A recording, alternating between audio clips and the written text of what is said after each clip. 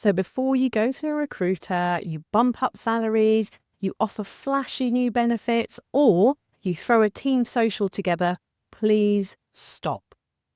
If your business feels like you've got a revolving door of employees, I guarantee you that spending all that money on that stuff that I've just mentioned will not fix anything. It's literally like you're wallpapering over the cracks and you're wasting more time, more money, and more energy to do that. There are just 3 steps that you need to take to fix your high employee turnover, and I'm going to share them with you here. Number 1 is find out why they're leaving. It may sound simple, but I can tell you that it's not always what you think. And if you haven't watched the previous video in this series, now is your time to do so. To get to the bottom of what's causing them to leave, you'll need to examine your data in more detail and spot any trends, like we did in the last video. You will also need to speak to your employees, ask them what's going on for them, what their frustrations are, and perhaps what would be the first thing that they would change about their role and the business if they had the power to do so. If you don't know where to start with this stuff, I've created 2 documents that are going to be super helpful to you. I've got a study interview template, and I've also got another document called my top 10 favourite questions to ask in a one-to-one. Check out the link in the description below to get your copy now. Number 2 is that you need to then work to fix the root cause. Don't over-engineer this. It doesn't need a huge project. It doesn't need a massive investment. Just fix what's broken.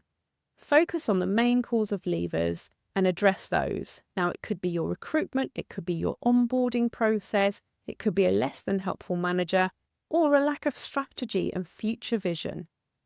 One thing though, don't try and tackle them all in one go. Tell your people that you've listened to them and that you're taking action. This in particular is super important. There is nothing more frustrating for employees than giving their opinions, suggestions, their recommendations, spending that time and that effort, only for these things to be just chucked in a drawer or put on the pile of to do someday. Small, meaningful changes will go a really long way. Now, the actions that you take after your listening exercises will depend on what you have heard from your people, but they'll likely fall into one of the 3 categories we covered in video 2. Number 3 is shift your mindset. Now, this is where I see the biggest light bulb moments happening with my clients because it requires them to do 2 things. Number 1 is to challenge your mindset. Challenge those limiting beliefs driving your behaviour. The trust that you have in your team, the negative assumptions that you have about why people leave. Your people will feel the energy from you, either good or bad, and they will see how you're showing up in your business and they'll start mirroring that if it's not great. Number 2 is start leading and managing your people proactively rather than reactively. This is all about anticipating issues, meeting needs, and solving problems before they explode. This isn't about a massive overhaul, but this is about taking an intentional and targeted course of action. So, as with my other videos, I've got a question for you or a point of reflection after watching this video. Number 1 is, what is one thing you know is probably broken, but you haven't fixed it yet? Number 2, what would you need to be true for you to start taking action on that thing that's broken today?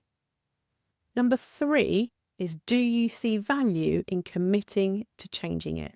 Let me know your light bulb moments in the comments. I absolutely love to hear from you. And remember, if you need some help making these changes, then be sure to download my 30 Ways to Reduce Employee Turnover guide.